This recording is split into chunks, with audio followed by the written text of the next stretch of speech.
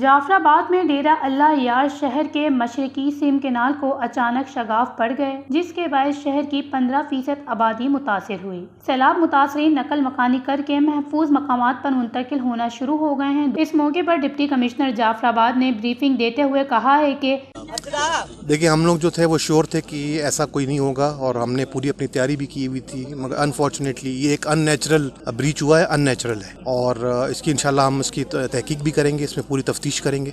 Since pressure बहुत था, आपको पहले भी हमने बताया था कि पानी का प्रेशर तो है, मगर उसके लिए हमने जो है सिम शाख के ऊपर हमने अपने 3 बूस्टर्स लगाए थे। उसकी वजह से हम बड़े सक्सेसफुली हमने उसको डाउन कर दिया था और हमें नहीं ऐसा लग रहा था कि कोई ब्रीच होगा, क्योंकि कल यहाँ पे दोपहर में भी मैं आया हूँ, शाम को मैंने एसी को भिजवाया है, तो ऐसी सिचुएशन थी नहीं। और ये कोई 10 से 15 फुट का शगाफ ब्रीच जिसको कहते हैं वो लगी है, इसको हम इंशाल्लाह अभी हमारे पास 70% काम हो चुका है। आबादी पे देखें, आबादी को तो हिट किया है इसने। जो हमारे यहाँ पे जॉइनिंग आप देख रहे हैं कि अल्लाहबाद है और इस तरफ जो है आपकी थोड़ी रिंद आबादी है, इनको हिट ज़रूर किया है, मगर वो उस लेवल पे नहीं किया जो उस पर हम थोड़े से वो कर सकते, मगर पानी उनके पास आया है। तो यहाँ से हम इंशाल्लाह ये वाला हमारा भी कंप्लीट जैसे ही होता है, फिर हम उसके बाद जो उनके असेसमेंट करके पहले रिलीफ आइटम्स हम शुरू करेंगे उनको देना, ताकि वो अपना वहाँ पे जो हमारी माएँ बहनें हैं वो टेंट में बैठ सकें पर्दे में। उसके बाद जो है हम आएंगे उसकी असेसमेंट के ऊपर।